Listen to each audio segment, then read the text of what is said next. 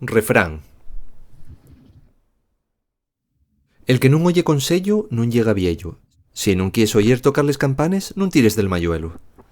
Vamos a ver el verbo oír en castellano.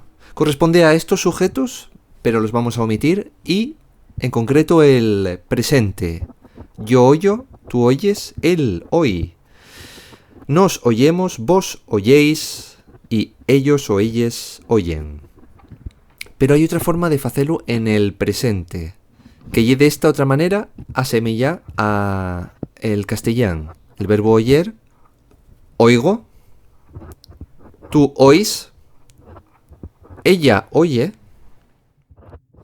nosotros oímos, vosotros oís y ellos o ellas oyen.